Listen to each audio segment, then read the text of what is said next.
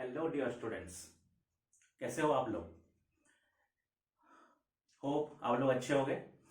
इस लॉकडाउन के सिचुएशन में बहुत स्टूडेंट्स ने मेरे को रिक्वेस्ट किया कि सर कुछ कुछ जो इम्पोर्टेंट टॉपिक्स है फिजिक्स का, उसका कुछ बाइट वीडियोस आप बनाओ और एक ग्रुप क्रिएट करो। इसीलिए मैंने फिजिक्स अनलॉक्ड नाम का एक ग्रुप क्रिएट किया और इसमें मैं फिजिक्स का जो इम्पोर्टेंट कुछ जो टॉपिक्स है उसके बारे में थोड़ा बहुत बाइट आपको देता रहूंगा। तो आज हम डिस्कस करेंगे एक important concept, that is work energy principle. JEE Main हो या नीट हो, उसमें इससे बहुत सारे प्रॉब्लम्स आते हैं। तो आज हम डिस्कस करेंगे किसका, वर्क एनर्जी प्रिंसिपल के बारे में डिस्कस करेंगे। तो वर्क एनर्जी प्रिंसिपल,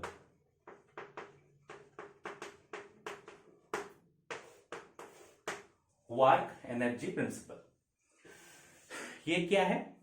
ये वो प्रिंसिपल है जो कि काइनेटिक एनर्जी और वर्क डन, जो आपका वर्क डन है और काइनेटिक एनर्जी है, इन दोनों को इनके बीच में क्या रिलेशन है, इनको जोड़ता है।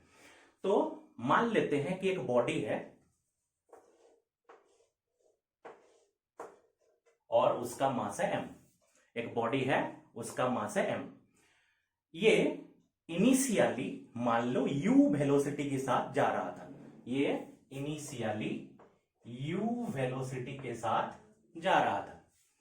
After some instant of time, कुछ समय के बाद इसका वेलोसिटी मान लो फाइनल वेलोसिटी v हो गया।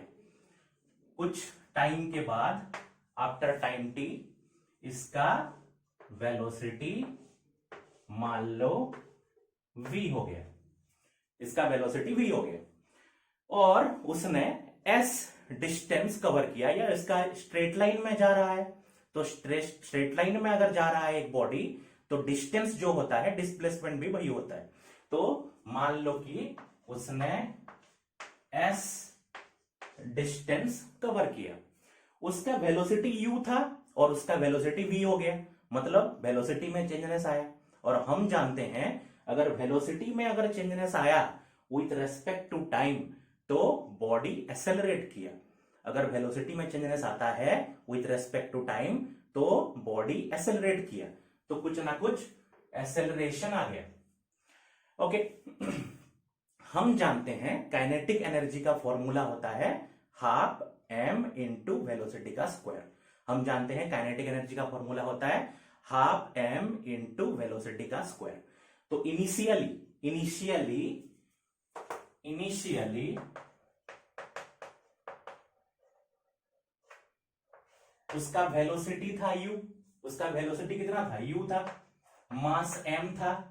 तो इनिशियल काइनेटिक एनर्जी, उसका इनिशियली जो काइनेटिक एनर्जी था वो कितना होगा, that is initial kinetic energy initial is equal to half m u square.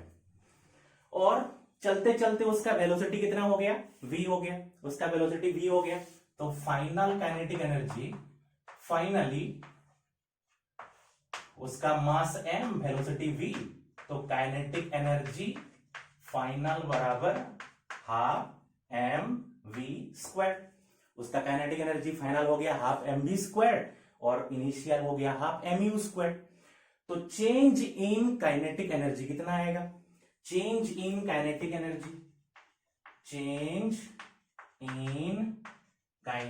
Energy क्या होगा, final kinetic energy minus initial kinetic energy. उसका काइनेटिक एनर्जी में कितना चेंजेस आया, final kinetic energy minus initial kinetic energy final minus kinetic energy initial. तो हम जानते हैं ये हो गया फाइनल, ये हो गया इनिशियल, माइनस कर देते हैं, that is equals to half m v square minus half m u square आ गया।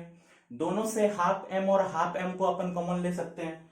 दोनों से हाफ m को कॉमन लेने से v square minus u square बच गया। That is change in kinetic energy, मतलब final kinetic energy minus initial kinetic energy बराबर ये आ गया। हम इक्वेशन ऑफ मोशन जानते हैं, क्या क्या जानते हैं बच्चों? That is v is equal to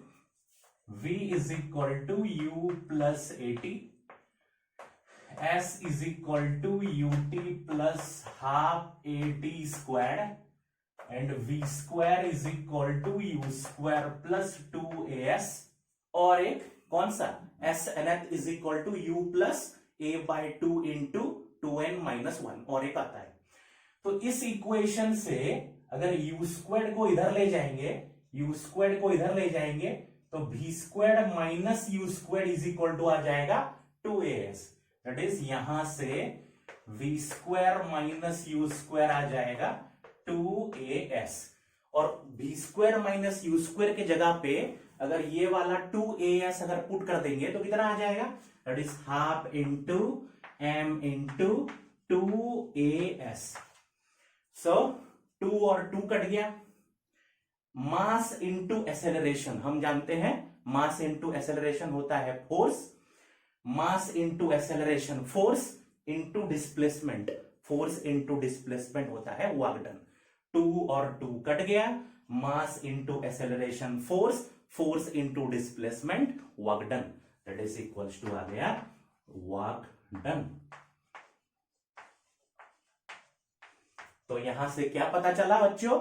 यहां से यह पता चला कि अगर फोर्स का वैल्यू कांस्टेंट है, अगर कांस्टेंट फोर्स लग रहा है, तब final kinetic energy final minus kinetic energy initial is equal to होता है वर्क डन। अगर फोर्स का वैल्यू कांस्टेंट है, यहां पे हमने फोर्स का वैल्यू को कांस्टेंट माना है, फोर्स का वैल्यू कांस्टेंट मतलब एक्सेलरेशन इज ऑल्सो कांस्टेंट, तो वहां पे तुम्हारा final kinetic energy minus initial kinetic energy बराबर आ गया तुम्हारा वर्क डन। तो ये हो गया तुम्हारा work energy principal for between kinetic energy and तुम्हारा वर्क डन आ गया। अभी अगर वेरिएबल फोर्स लगता, अभी देखते हैं क्या देखते हैं, इसके बाद क्या देखते हैं, अगर वेरिएबल फोर्स लगता तो तुम्हारा वर्क डन क्या होता? वेरिएबल फोर्स लगता तो वर्क डन क्या होता?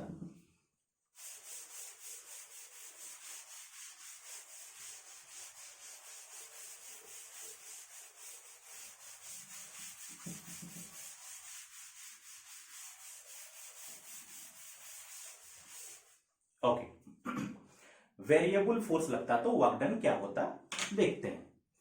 मान लो वही बॉडी है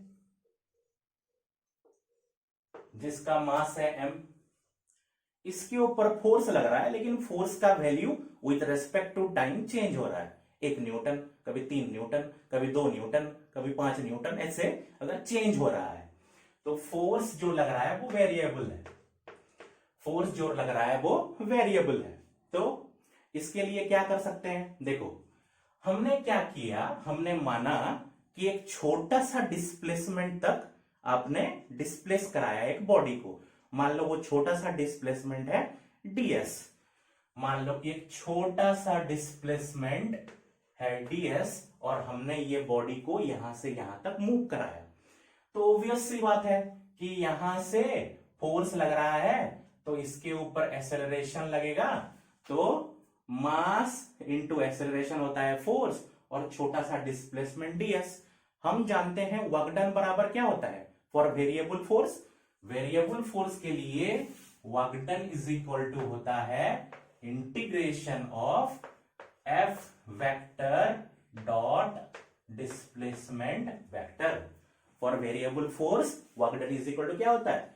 force vector dot displacement vector, जो कि डॉट प्रोडक्ट में आपने देखा है कि डॉट प्रोडक्ट दो वेक्टर का कैसे होता है, A vector dot B vector is equal to A B cos theta होता है।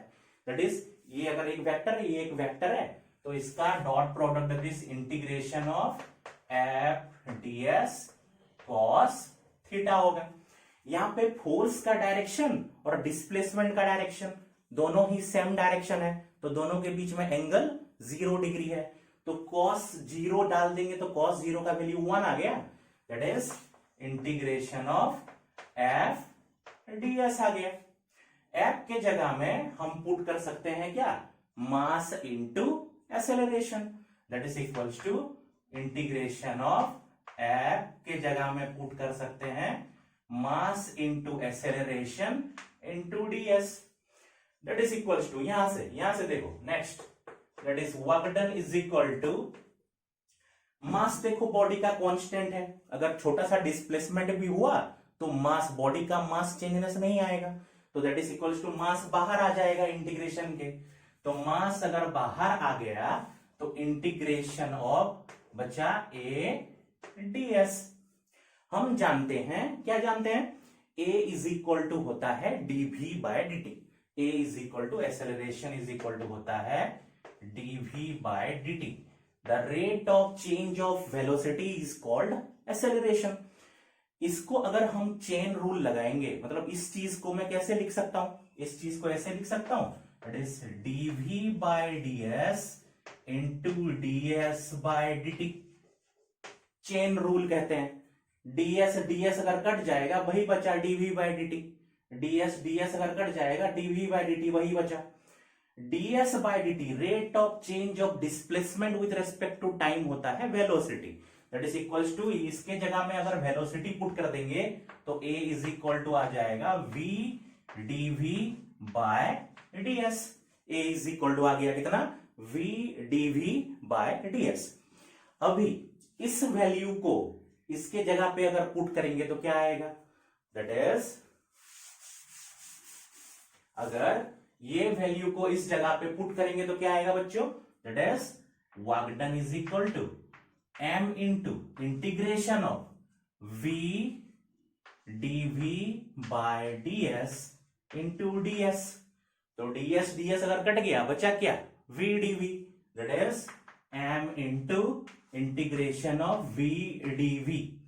अभी हम किसका इंटीग्रेशन कर रहे हैं, v dv वेलोसिटी का, कहां से कहां तक करेंगे, इनिशियली मान लेते हैं इसका वेलोसिटी u था और फाइनली कहीं पे उसका वेलोसिटी v होगा, तो हम लेंगे अगर u से v, तो v dv का इंटीग्रेशन क्या होगा, v square by 2, that is equals to m into v square by 2 from u to v, 1/2 constant है बाहर आ गया, उसके बाद अगर v का वैल्यू और u का वैल्यू पुट कर देंगे तो कितना आ जाएगा बच्चों, it is work done is equal to half m v square minus u square, and that is